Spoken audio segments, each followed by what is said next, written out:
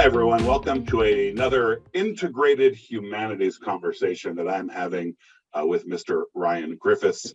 I'm Joffre Swait. I'm the academic advisor at Kepler, and we are both teaching from Old Western Culture, which is an integrated humanities curriculum this year.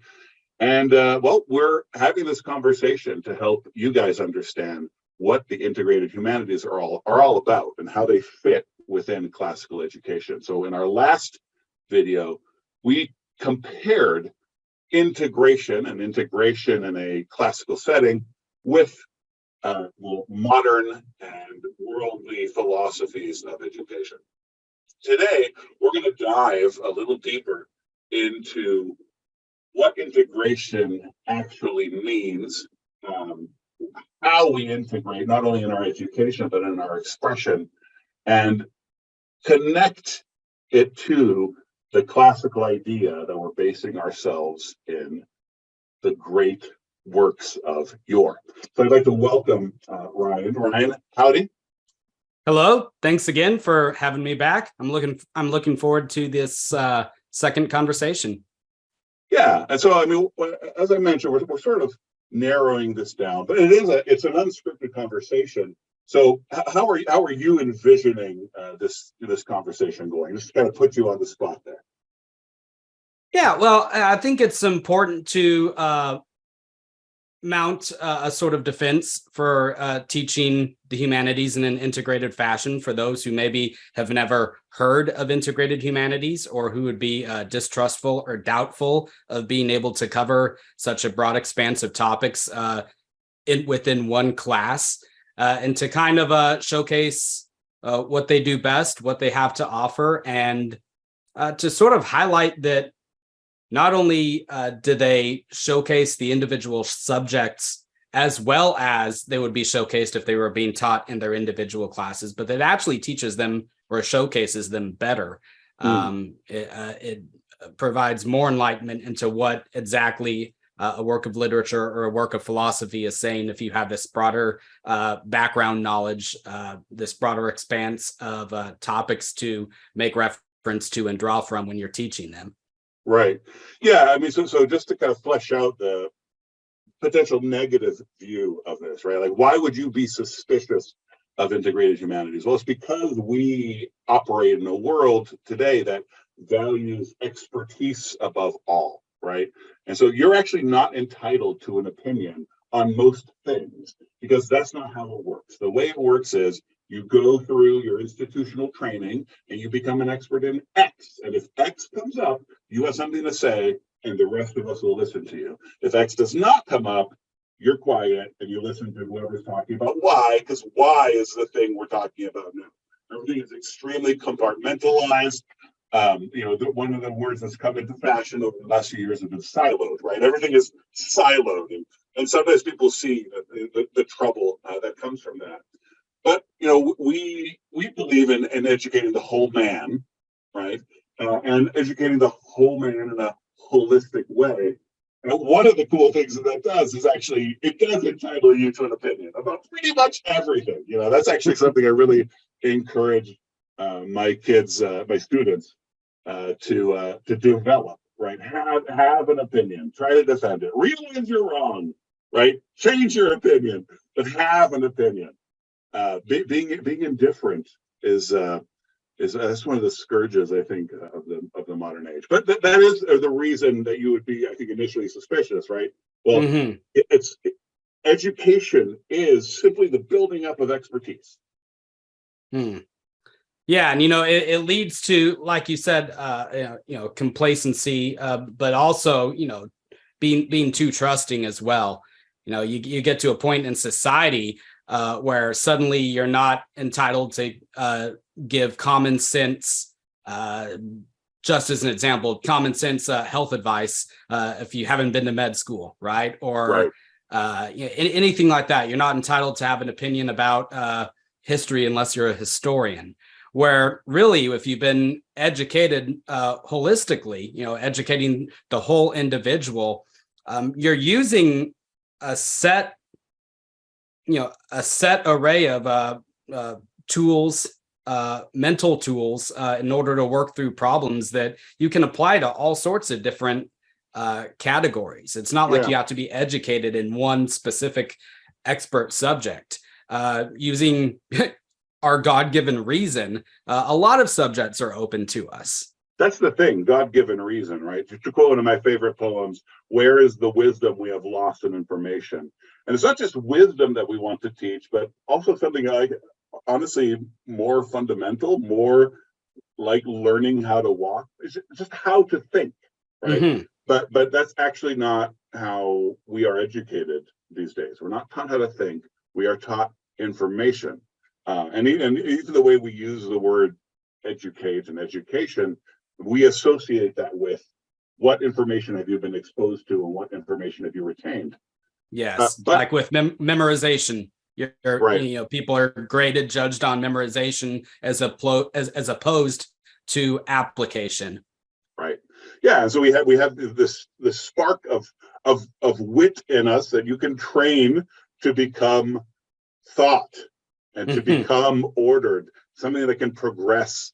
But our society doesn't want to reward that. In fact, it wants to suppress that, and that's reflected in our educational values. So one of the things that you and I would argue is that if you're properly educated, you're being taught how to think, and that means that you're grabbing everything all around you, right? And everything that people have given you, and what people have given you is the classical aspect of it, right?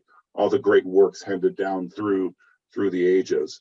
But there's and of course you're gonna acknowledge when someone has studied, I don't know, French literature of the 17th century for 27 years.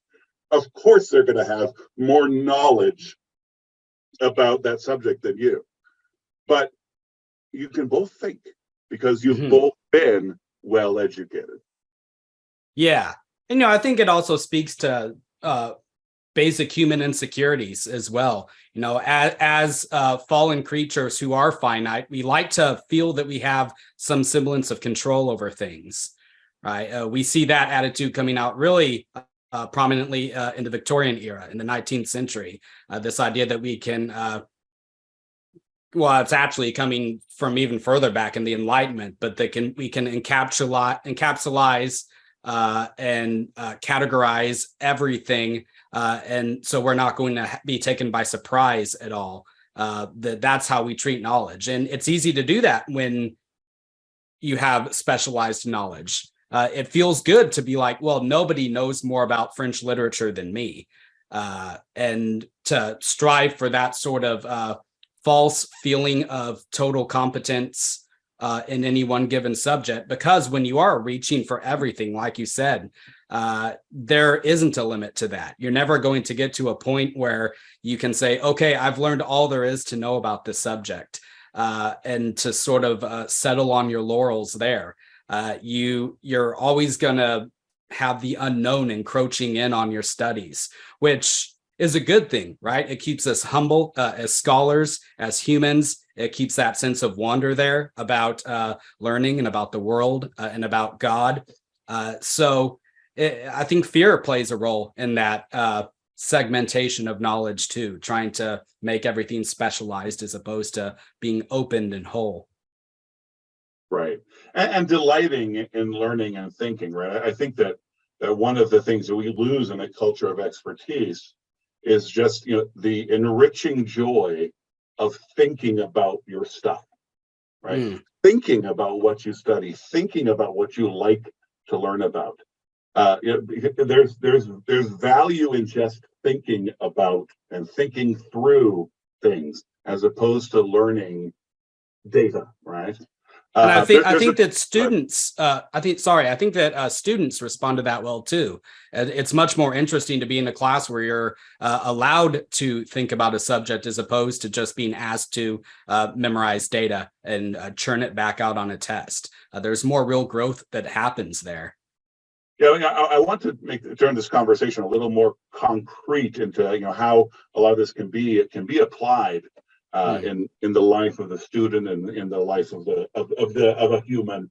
But before that, there's a quote that in different Kepler content, it gets thrown out because it's just so perfect to encapsulate how we think.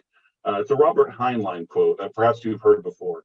Robert Heinlein is of all things a science fiction writer. So he said, a human being should be able to change a diaper, plan an invasion, butcher a hog, con a ship, design a building, write a sonnet, balance accounts, build a wall, set a bone, comfort the dying, take orders, give orders, cooperate, act alone, solve equations, analyze a new problem, pitch manure, program a computer, cook a tasty meal, fight efficiently, die gallantly. Specialization is for insects.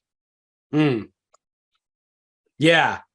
And, that was the attitude that has always been prevalent, I think, throughout Western culture, but has sort of faded away in our modern day. We even see that attitude amongst the American founding fathers, right? It's really interesting to go back and read some of their writings.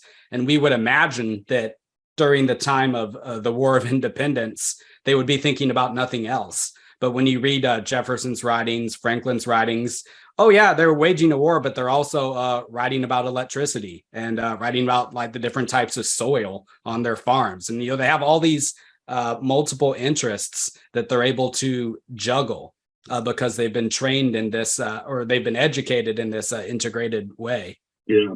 And these aren't mere interests, right? These are their lives, right? Mm-hmm. But they're able to have these lives and pursue these lives because of their broad education. And you mentioned, some of the fathers of this nation. A great figure in American history a few generations later is actually a man who, by all reports, was mostly self-educated, right? Abraham Lincoln. And there's a really interesting, I guess, a discourse. There's rhetoric about how he wrote the Gettysburg Address that I think we can apply here, because I hear very often, if you're listening to something or reading something about the Gettysburg Address and how it was written, and wow, I mean, the guy who spoke before Lincoln, whose name escapes me now, he spoke for however many hours, and it was this long formal oration, and Lincoln wrote this thing in 20 minutes on the train, right? That's the story. Whether it's true or not, I don't know. And that's one thing that gets said. Totally compartmentalized. I've never seen these two touch each other. Is the idea that, isn't it interesting that Lincoln's Gettysburg Address follows the pattern of the funeral oration of Pericles? And to me, it's actually sort of shocking that hasn't ever been brought together, speaking of integrating, right? But because to me, those two things seem pretty obvious. Like as a creator, as a writer, as a speaker, of course that makes sense, right? You're imitating something great. Here comes a big moment for you, and you're like, well, I have to write a speech.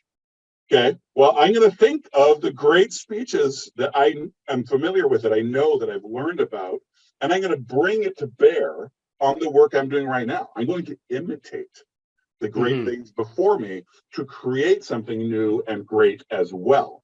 And so this imitation is a form of integrating all this stuff that was done before you into whatever it is you're expressing now.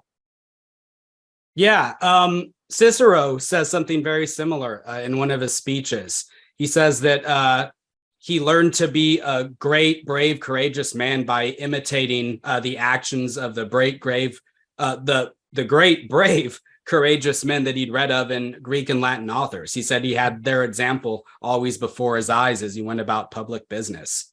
And it's funny, your Lincoln example, it's funny that you can see how that process of imitation, that process of having all of these great examples from the past before you actually makes you more competent and more prepared than somebody who wouldn't. Like you said, Lincoln just kind of cranks out this speech like it's nothing.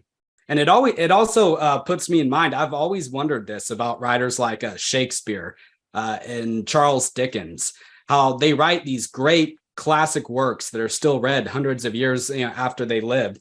And when you read their biographies, they weren't taking a lot of time to write them. Shakespeare was writing to put bread on the table.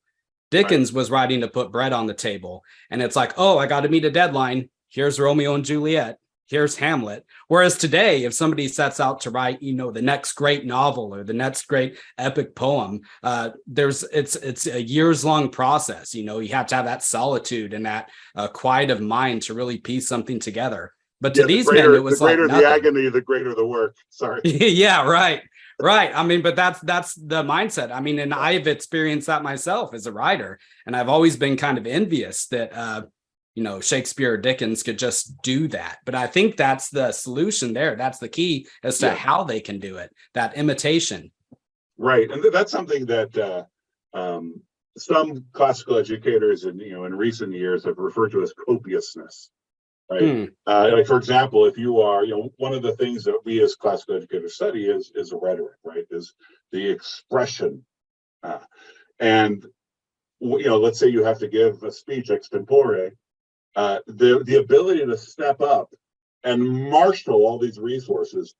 There's stuff in your mind. Your soul has been made great, so you're ready to speak. You're ready to bring whatever the proper guns are to bear on your speech, because you have this copiousness, right? You have lots going on in there, lots that has been introduced, and it's, I think, really, kind of speaking to your point, really dangerous to tell people that all this stuff that's going on in there, it needs to be original. Really, nothing is original. Everything is built on something else, right? And there's nothing new under the sun, right? Yeah. And of course, progress is made and wonderful insights are had, and this thing is kind of new, but it was all built on previous things. And in fact, usually the great ones who make the great advancements, let's say Newton, there's a humility in them, right? Because they know everything that they had to master and the masters they had to sit under to get to where they were. Yeah, it's standing on the shoulders of giants. Right.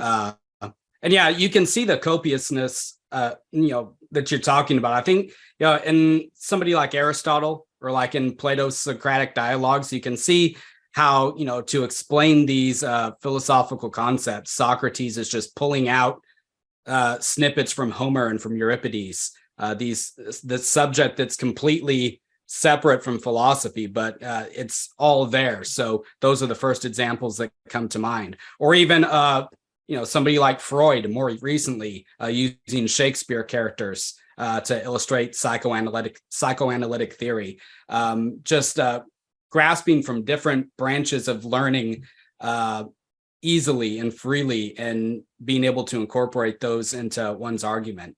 It's really cool. Yeah, it is cool, actually, because it gives you access, right?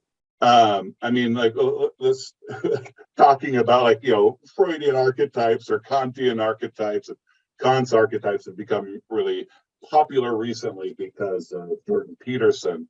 And Jordan Peterson is an example of an extremely well-educated man. We may agree with this about him and disagree with this about him, but he is very well educated and has brought that to bear in a way that has really evoked a response, and created this enormous audience. He's able to speak the way he does and bring all this stuff to bear because he speaks the language of all time in the West. And that's what integrating all this stuff into your education does. It allows you to understand what Aquinas was saying, not just to read his words in English and have them glossed and have some expert tell you, here's what he meant by this, or here's a little historical datum that will inform this, so have this opinion. You can actually understand them yourself because you know the language of the West, regardless of whether you speak Latin or Greek.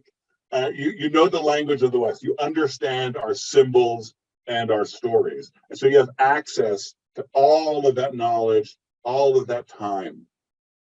Yeah, I really like that expression. He speaks the language of all time in the West. It's almost as if it's this great, well, it is this great tradition that you can speak, and when you're speaking it, you're within the same tradition as somebody like Aquinas or somebody like Homer. And I know we mentioned this book already, I think, in the last recording, but it puts me in mind again of C.S. Lewis's Abolition of Man, where he talks about being within the Tao, within this inherited this inherited tradition of what it means to be virtuous, what it means to be educated, and again that fragmentation, that culture of a specialization has sort of blocked people off from that.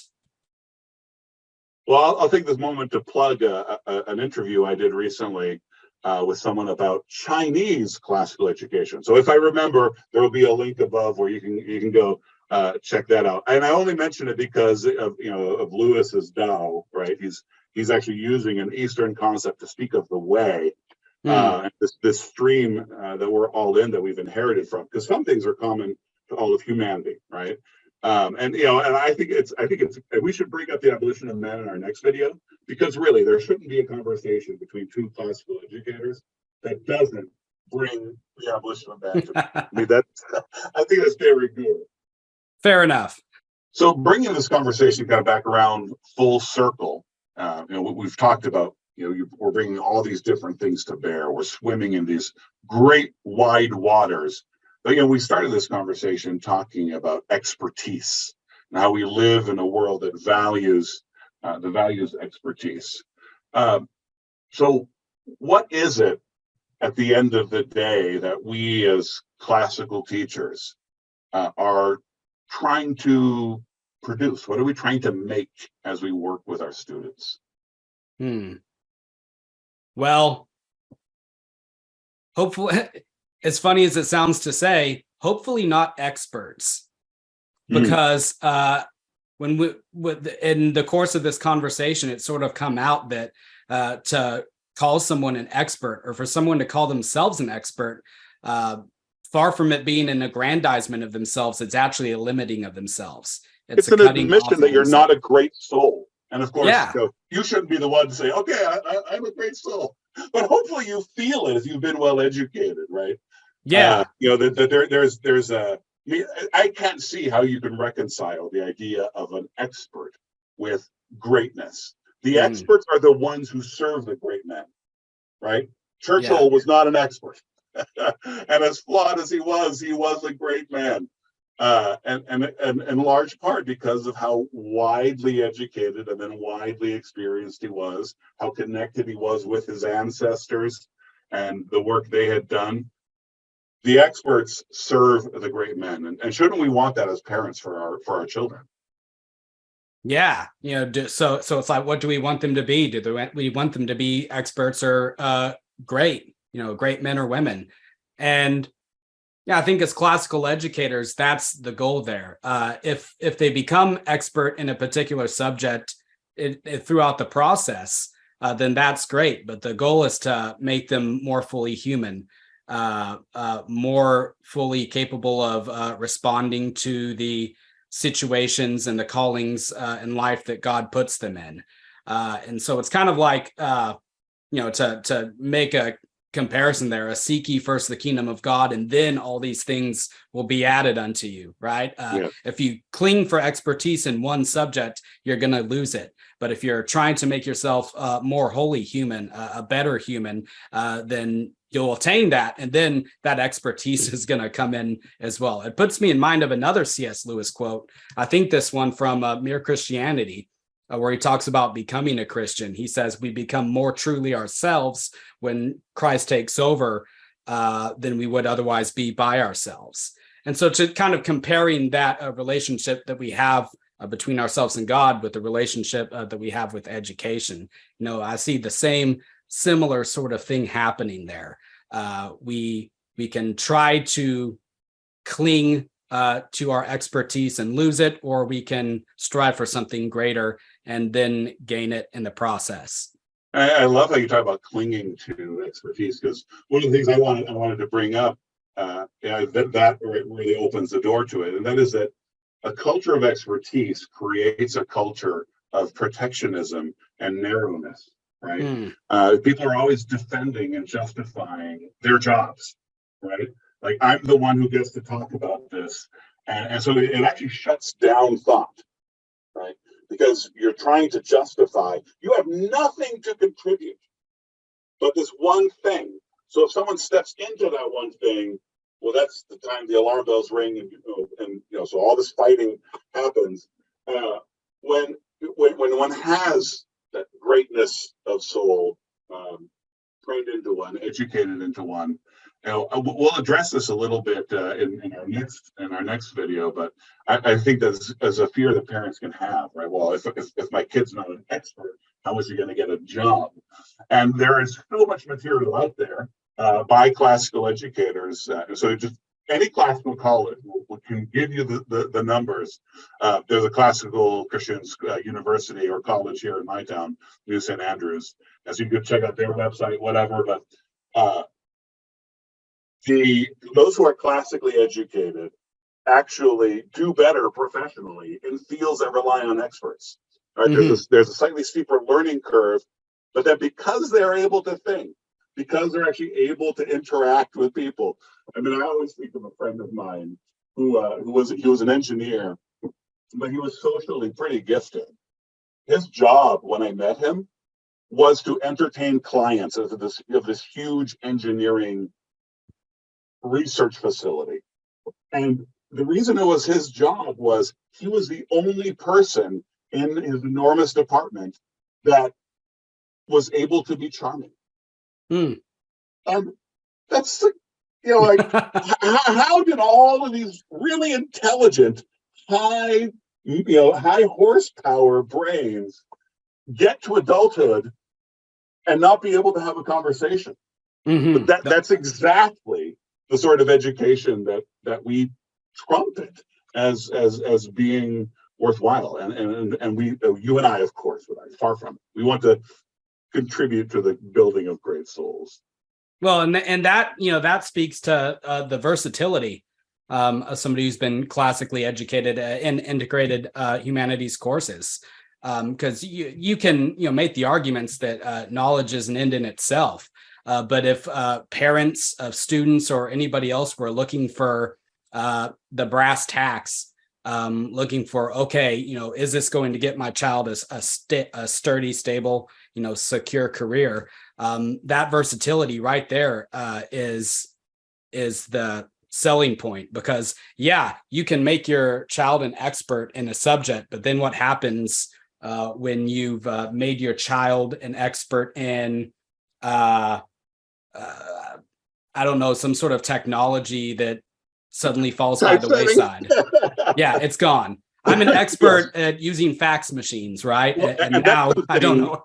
Yeah. But I mean, that's been a crisis in the modern educational system and in the modern professional world for years now. Just the constant recurring obsolescence and the constant retraining that you have to do. And of course, we're not saying that you won't need to do any technical retraining if you're classically educated, if you're educated with the integrated humanities. But what we are saying is that you will be built to navigate many waters.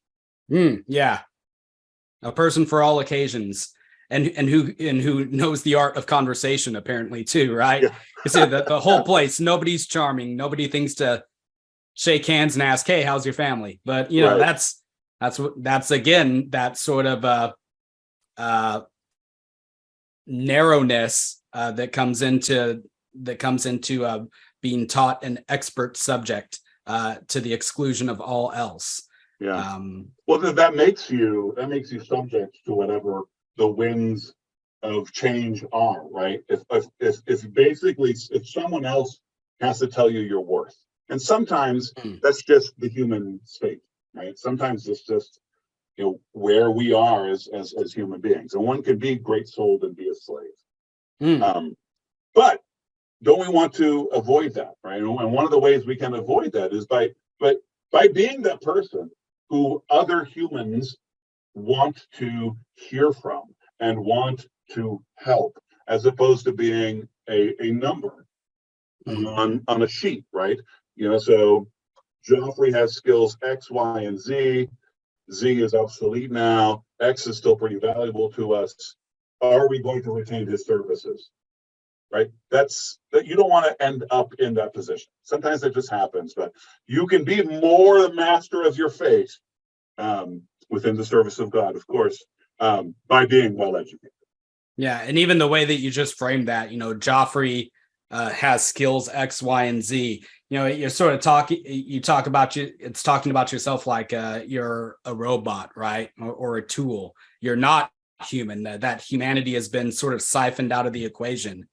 And if you educate yourself to be a tool, you're going to be treated like a tool. And when you become obsolete, then it's going to be rough times. Whereas, as opposed to what we're talking about, being raised and trained for all occasions to be able to think well about a multiplicity of subjects, that's going to make it so that, you're not really ever going to be obsolete, because while the particulars might change, the human problems, the human interactions that you're going to have around them, they're going to stay the same forever. Deals are made, friendships are forged the same way today as they were back in ancient Rome. So right. And then, I actually feel myself going down a rabbit hole, so I got to stop. Okay, fair enough. Yeah. So the next and final recording we're going to do in this series, we're actually going to be talking about how so now we're actually going to dive into the humanities. One of the things we hope the audience has gained through these last two videos is an appreciation for the humanities and for the liberal arts. So in this final video, we'll sort of take that as a given, and what we're going to talk about is that integration is the best way to study humanities. I'm looking forward to that. Yes, me too. Brian, I'm really enjoying these conversations, and I appreciate your time. Looking forward to our classes in Old Western culture coming up this fall. Yeah, me too, definitely. And to our last conversation. All right, so long. Bye.